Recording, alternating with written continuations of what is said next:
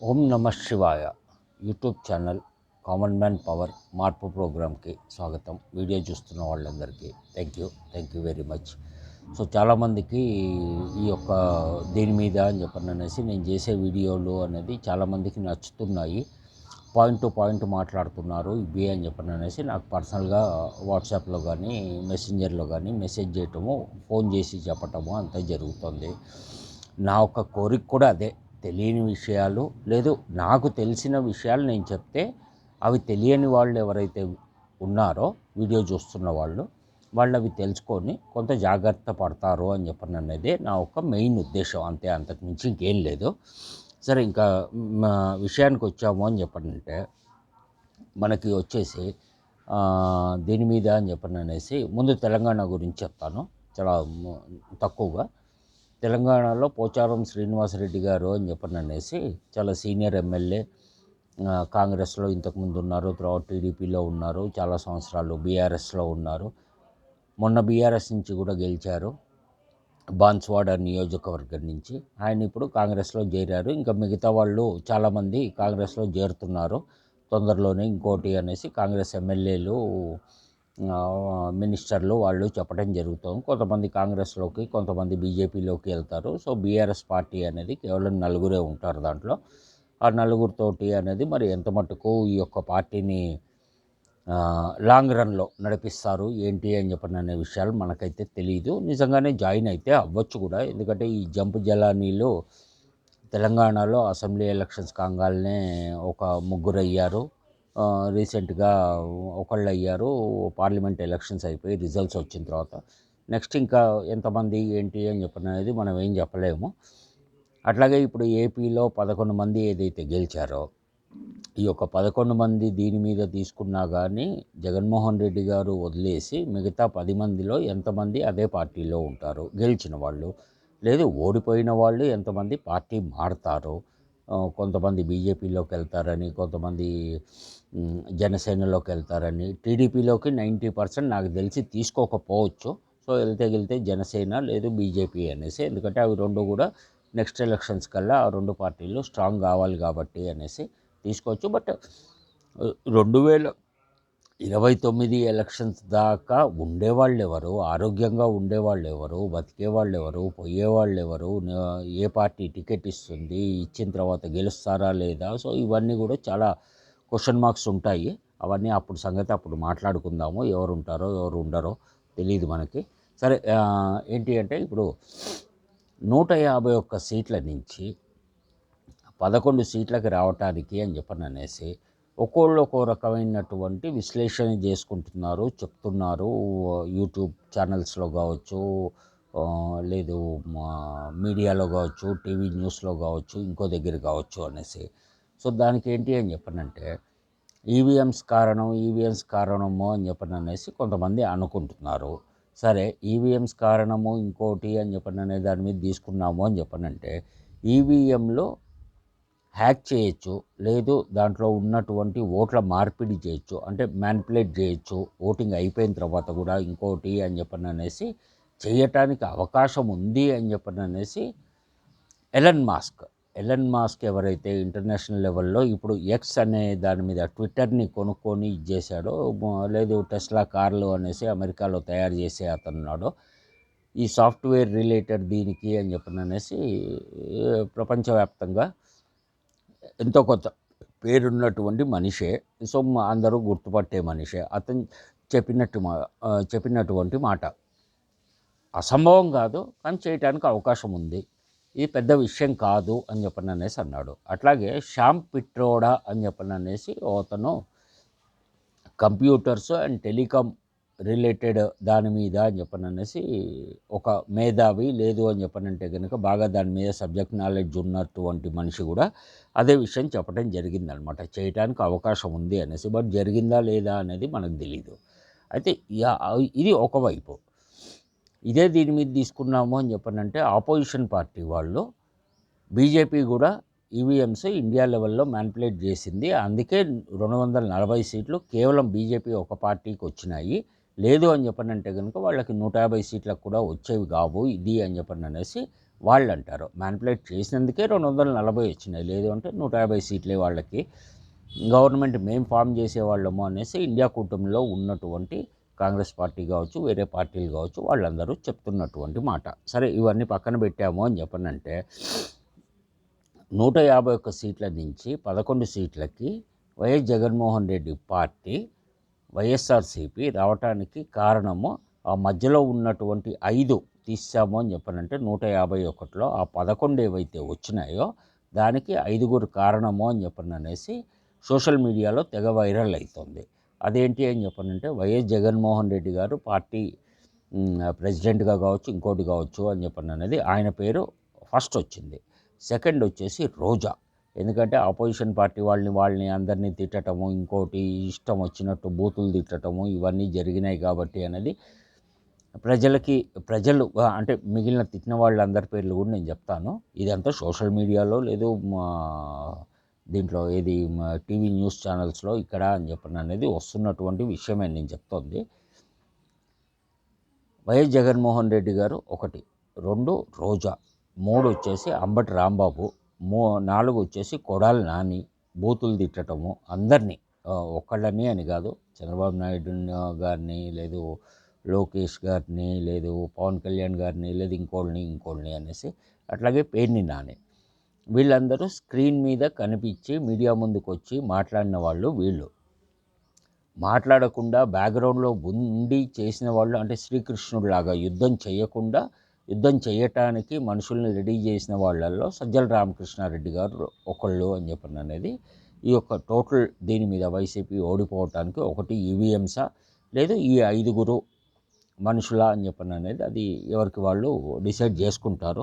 దానికి మనం చేయగలిగింది ఏం లేదు. అయితే ఇప్పుడు ఫామ్ చేసినటువంటి గవర్నమెంట్ ఏదైతే ఉందో వీళ్ళు ప్రమాణ స్వీకారం చేసిన రోజు లేదు ఎలక్షన్ రిజల్ట్స్ వచ్చిన తర్వాత అని చెప్పని అనేసి మేము రివెంజ్ పాలిటిక్స్ చేయము, మేము వైసీపీ వాళ్ళు మమ్మల్ని ఏదో కొట్టారని లేకపోతే మా బిల్డింగ్లు కూల్చేశారని ఇంకోటని అనేసి మేము వాళ్ళ మీద ఆ రకంగా మేము వెళ్ళము.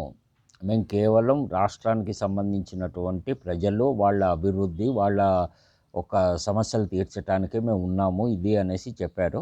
బట్ ఇక్కడ ఏంటి అని చెప్పనంటే అసెంబ్లీలో ప్రమాణ స్వీకారం చేసినటువంటి నెక్స్ట్ డే పొద్దున్నే వైసీపీ వాళ్ళది స్టేట్ ఆఫీస్ ఏదైతే ఇంకా కట్టడంలో ఉందో అండర్ కన్స్ట్రక్షన్లో ఉందో దాన్ని పర్మిషన్ లేకుండా కడుతున్నారు, ఇది వేరే గవర్నమెంట్ ల్యాండ్, దీంట్లో ప్రైవేట్ దీని మీద అని చెప్పని అనేసి బిల్డింగ్ ఎట్లా కడతారు, చాలా తక్కువ రేట్లో దీన్ని గవర్నమెంట్ డిపార్ట్మెంట్ దగ్గర నుంచి లీజ్కి తీసుకొని కడుతున్నారు అనేసి అది కూల్చేయటం జరిగింది.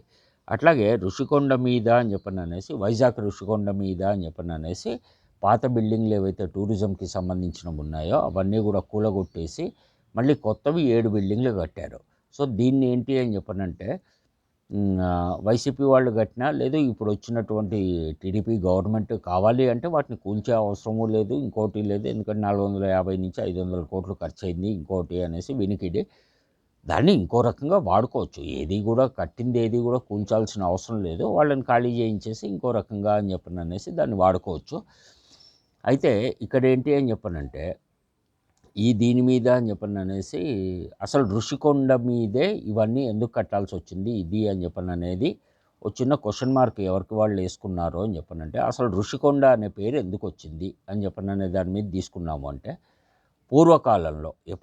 పూర్వకాలంలో ఋషులు మునులు అందరూ కూడా అక్కడ వచ్చేసి ఘోర తపస్సులు చేసి జ్ఞానం పొంది మంచి మార్గంలో ప్రజల్ని నడిపించడానికి దీనికి అని చెప్పని అనేసి అక్కడ ఎక్కువ రోజులు ఎక్కువ సంవత్సరాలు ఋషులు హోమాలు యజ్ఞాలు జపాలు ఇంకోటి అనేది తపస్సులు ఇవన్నీ చేశారు కాబట్టి దానికి ఋషికొండ అనేసి పేరు వచ్చింది.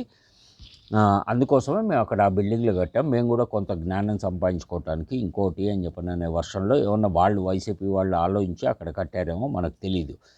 ఇప్పుడు ఓడిపోయారు కాబట్టి అని చెప్పని అనేసి అదే కొండ కింద ఓడిపోయిన వాళ్ళు ఏ పార్టీ వాళ్ళు అయినా కావచ్చు, ఇప్పుడు కావచ్చు, ఇన్ ఫ్యూచర్లో కావచ్చు, ఆ కొండ కిందే మరి ఇప్పుడు ఏంటి అంటే చిన్న ఇల్లు కట్టుకోనో లేకపోతే చిన్న టెంట్ వేసుకోనో దీనికి అని చెప్పని అనేసి వాస్తు దోషాలు గ్రహ దోషాలు జాతకాల్లో అరిష్టం ఉంటే మీరు మమ్మల్ని సంప్రదించండి అనేసి బోర్డులు పెట్టుకొని ఆ బిజినెస్ ఏమన్నా స్టార్ట్ చేసుకుంటారేమో అక్కడ మనకు తెలియదు. ఎందుకోసం అంటే వీళ్ళు ఓడిపోయారు కాబట్టి వీళ్ళ జ్ఞానాన్ని, వీళ్ళ ఒక తెలివిని, ఇంకో దాన్ని అనేసి ఎక్కడ ఓడిపోయారు ఏంటి అనేది నెక్స్ట్ ఎలక్షన్స్లో పార్టిసిపేట్ చేయాలనుకుంటున్న వాళ్ళకి, నిలబడాలనుకుంటున్న వాళ్ళకి అందరికీ కూడా చెప్తారేమో మనకు తెలియదు. మరి అది చూడాల్సి వస్తుంది. అయితే ఇక్కడ ఏంటి అని చెప్పాలంటే రాహుల్ గాంధీ గారు 2 చోట్ల నిలబడ్డారు. ఒకటి వచ్చేసి కేరళలోని వాయనాడు, 2 వచ్చేసి నార్త్ ఇండియాలో యూపీ నుంచి. యూపీ సీట్ ఉంచుకుంటున్నారు, కేరళలోని వాయనాడు సీటు ఆయన రిజైన్ చేస్తున్నారు. అక్కడ ప్రియాంక గాంధీ నిలబడుతుంది అని అనేసి ప్రస్తుతానికి జరుగుతున్నటువంటి డిస్కషన్లు. ఎందుకంటే 6 నెలల లోపల అక్కడ ఎలక్షన్ పెట్టాలి ఈయన రిజైన్ చేసిన తర్వాత. అయితే దీనికి ఏంటి అని చెప్పనంటే అక్కడ గెలిచారు, రిజైన్ చేశారు, మళ్ళీ ఎలక్షన్స్ పెడతారు. ఎంపీ ఎలక్షన్స్ అక్కడ పెట్టారు, లేదు ఇండియాలో ఇంకెక్కడైనా వేరే చోట ఎంపీ రిజైన్ చేసినా, లేదు చనిపోయినా, ఇంకోటైనా కానీ సరే, చనిపోతే దానికి ఎవరు చేయగలిగింది ఏం లేదు.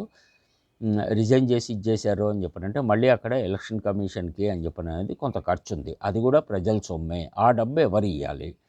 ఇదొక క్వశ్చన్ మార్క్. సో ప్రతిసారి ఇది చెప్తున్నదే. అండ్ దీనికి ఎవరి దగ్గర నుంచి కూడా కరెక్ట్ అయిన సమాధానం అనేది మనకు దొరకదు. ఎందుకోసమో అని చెప్పనంటే దీని మీద అనేసి 2024 ఎలక్షన్స్ అవ్వటానికి అని చెప్పననేసి సెంట్రల్ గవర్నమెంట్ కూడా ఎలక్షన్ బడ్జెట్ అని చెప్పననేసి ఒకటి ఇచ్చింది. ఆ ఎలక్షన్ బడ్జెట్ ఎంత అంటే 2846 కోట్ల రూపాయలు ఎలక్షన్ బడ్జెట్ ఇచ్చింది ఎలక్షన్ కమిషన్కి. ఎలక్షన్స్ ఇండియా మొత్తంలో అసెంబ్లీకి జరిగినా, లేదు సెంట్రల్లో పార్లమెంట్కి జరిగినా కానీ వాడండి అని చెప్పననేసి. సో మరి ఈ డబ్బు కూడా ప్రజలదే, యూనియన్ బడ్జెట్లోంచి, సెంట్రల్ బడ్జెట్లోంచి ఇచ్చినటువంటి డబ్బులే ఇవి. మరి ఈ డబ్బులన్నీ కూడా ప్రజలవే కదా, ఇవన్నీ కూడా చూసుకోవాల్సినటువంటి అవసరం ఎంతైనా కానీ ఉంది కదా. మరి ప్రజల డబ్బుని ఈ రకంగా ఎటువంటి లెక్కలు చూపించకుండా, లేకపోతే ఇష్టం వచ్చినట్టు ఖర్చు పెట్టి ఇంకోటి చేసి ఇవన్నీ చేస్తూ పోతే మరి ప్రజల జీవితాలు ఎప్పటికీ బాగుపడవు. అట్లాగే ప్రతి స్టేట్లో కూడా, ముఖ్యంగా ఇప్పుడు ఆంధ్రప్రదేశ్లో స్కీమ్స్ ఏవైతే ఎన్డీఏ గవర్నమెంట్ కావచ్చు, టీడీపీ గవర్నమెంట్ కావచ్చు, ఎలక్షన్కి ముందు వాళ్ళ మేనిఫెస్టోలో పెట్టిందో, లేకపోతే ప్రజలకు చెప్పిందో ఇంకోటో అనేసి, దానికి కూడా 1,10 కోట్ల నుంచి 1,20 కోట్ల మధ్యలో కావాల్సి వస్తుంది సంవత్సరానికి ఇది అన్నారు. సో అది కూడా అప్పులు చేయకుండా ఏ రకంగా ముందుకు తీసుకెళ్తారు ఏంటి అని చెప్పని అనేది కూడా ఇంపార్టెంట్ ఇక్కడ. దీని మీద ఏంటి అని చెప్పనంటే, ఒకటి అప్పులు చేయకుండా, 2 వచ్చేసి మిగతా ఐటమ్స్ అంటే దేని మీద కూడా ట్యాక్సులు పెంచకుండా ఇది అనేది ఏ రకంగా జరుగుతుంది అనేది ఇంకా ఇప్పటికైతే నాకు అర్థం కాలేదు. ఎందుకోసమో అని చెప్పనంటే, ట్యాక్సులు పెంచకుండా ఇది చేయకుండా అని చెప్పననేసి ఏ గవర్నమెంట్ కూడా ఫ్రీ స్కీమ్స్ అనేది రన్ చేయలేదు. దానికి ఉదాహరణే మనకి జూన్ 1వ తారీఖు లాస్ట్ విడత ఎన్నికలు అయిపోయినాయి. జూన్ 1వ తారీఖు లాస్ట్ విడత ఎన్నికలు అయిపోగానే సాయంత్రం 6 గంటలకి నేషనల్ హైవేస్ మీద, స్టేట్ హైవేస్ మీద ఉన్నటువంటి టోల్ గేట్ల రేట్లు 5% పెంచారు.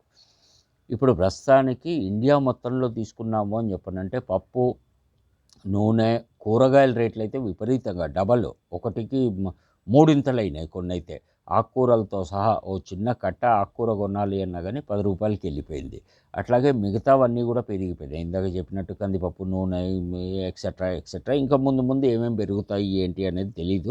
ఇక్కడ జీతాలు పెరగట్లేదు, ఖర్చులు పెరుగుతున్నాయి. మరి అది ఏ రకంగా ప్రజలు మేనేజ్ చేసుకుంటారో అనేది తెలీదు. రాజకీయ నాయకులకి వాటితో సంబంధం లేదు. ఎందుకంటే వాళ్ళకి అన్నీ కూడా ఫ్రీనే కదా, పని చేసినా చేయకపోయినా కానీ. గవర్నమెంట్ ఉద్యోగస్తులకి ఫ్రీనే, రాజకీయ నాయకులకి అన్నీ ఫ్రీనే. సో కాబట్టి మరి ఇది ఎక్కడి దాకా ఏంటి అనేది తెలియదు. దీనికోసం ఏంటి అని చెప్పనంటే, ప్రజలు గుర్తుపెట్టుకోవాల్సింది, మనం బతకాలి, మన ఒక భవిష్యత్తు, పిల్లల భవిష్యత్తు, కుటుంబ భవిష్యత్తు అన్నీ బాగుండాలి అంటే మన జీవితంలో ఆట మనదే, వేట మనదే, గెలుపు మనదే, ఓటమి మనదే. మన తెలివిని బట్టి, మన ఒక ఆలోచనల్ని బట్టి అని చెప్పననేసి మనం ముందుకెళ్లాల్సినటువంటి అవసరం ఉంది. ఇది ప్రతి ఒక్కళ్ళు గుర్తుపెట్టుకోండి. లేదు అని చెప్పనంటే కనుక ఏమవుతుందంటే, ఒక జంతువులు ఉంటాయి కదా, అంటే కోడి, మేక, చేప, లేదు ఇంకోటి అనేది.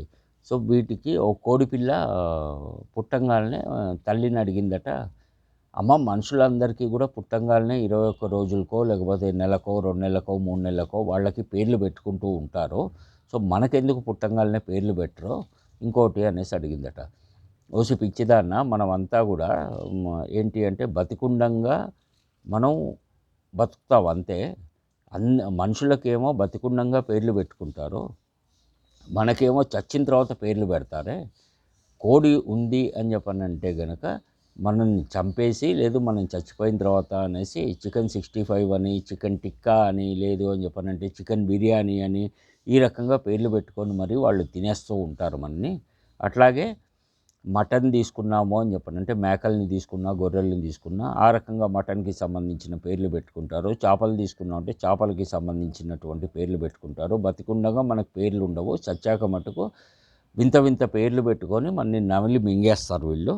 సో, ఆ రకంగా ఉంటుంది. ఇవన్నీ కూడా చూసుకోవాల్సినటువంటి అవసరం ఎంతైనా కానీ ఉంది. ప్రజలు ట్యాక్సులు కట్టేది ప్రజలు, ఓట్లు వేసేది ప్రజలు, జీవితం ప్రజలది, మంచి చెడు అంతా కూడా ప్రజలదే. రాజకీయ పార్టీ నాయకులకి గెలిచిన వాళ్ళైనా, ఓడిపోయిన వాళ్ళైనా కానీ, ఎవరైనా కానీ ఎవరికి ఏది పోయేది లేదు. అది గుర్తుపెట్టుకోండి. ఓం నమో వెంకటేశాయ. అందరూ బాగుండాలి, మంచి వాళ్ళు ఇంకా ఇంకా బాగుండాలి. Thank you.